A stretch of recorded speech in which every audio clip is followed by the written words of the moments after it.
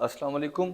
आज दोस्तों ने ये कहा है कि गवर्नमेंट की तरफ से फ्री आटा लोगों को दिया जा रहा है और उसमें भी जो है क्योंकि सपोर्ट प्राइस गंदम की बढ़ाई गई, इस वजह से आटे की प्राइस भी मार्केट में बढ़ गई।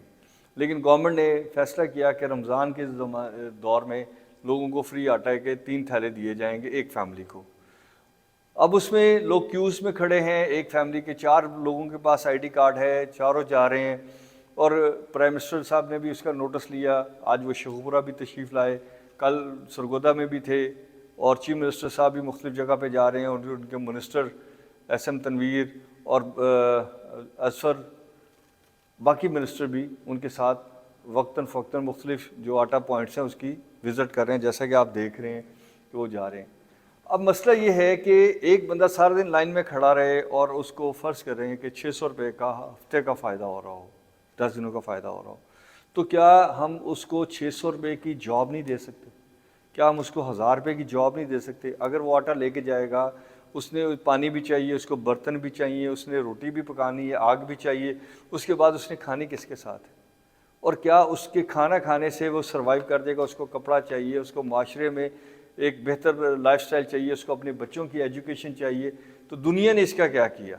उसकी एक नज़र हम अपने दोस्त डॉक्टर प्रोफेसर ताहिर इशफाक साहब की भेजी हुई कुछ स्लाइड से करते हैं, जिसमें उन्होंने दिखाया कि अगर आप एक बंदे को रोज़गार देते हैं तो गवर्नमेंट ऑफ यूएसए उसको $26,000 तक का लोन दे देती है कि आप कर्ज़ा लें, आप लोगों को रोज़गार दें, और फिर इसी तरह मार्कअप कम करते हैं या उसके चार्जेस कम करते हैं।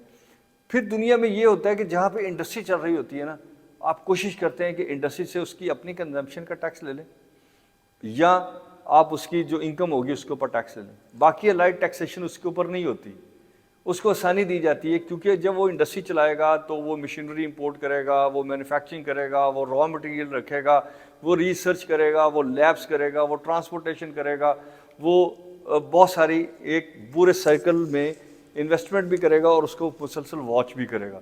तो हमें चाहिए कि हम उसको उतनी डॉक्यूमेंटेशन में लेके जाएं जो उसकी क्रेडिबिलिटी के हवाले से हो कि वो जो प्रोडक्ट बना रहा है वो सही है, जो तरीक़ाकार है वो सही है, जो वो कह रहा है वो इंसानी सेहत के लिए, हेल्थ के लिए नुकसानदेह तो नहीं है। लेकिन इसके साथ साथ हमने जो ओवर बर्डन रखा हुआ है, एडवांस टैक्स का निज़ाम रखा हुआ है, सेल टैक्स को आप at the time of manufacturing ले लेते हैं और आगे फिर उसे कहते हैं रिटेल प्राइस मार्क करें। ये सारी चीज़ें अगर हम ख़त्म नहीं करते तो फिर क्या होगा कि हमें किसी को डिस्काउंट देना पड़ेगा, किसी को बिजली में सब्सिडी करनी पड़ेगी, किसी को और तरह, और इसी तरह फिर गुर्बत भी फैलती जाएगी।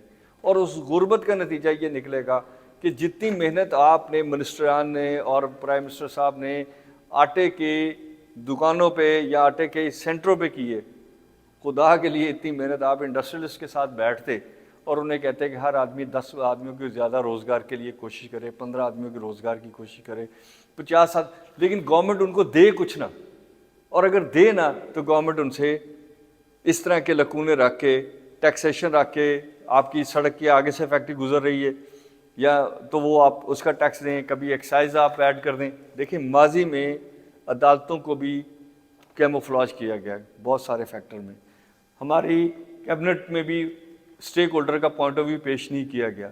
हमने कभी रिसर्च बेस्ड लॉ बनाई नहीं है कि एक्सेप्टेबल क्या है और कैपेसिटी क्या है लोगों की। हमें चाहिए कि हम ईज़ ऑफ डूइंग बिजनेस की तरफ जाएं।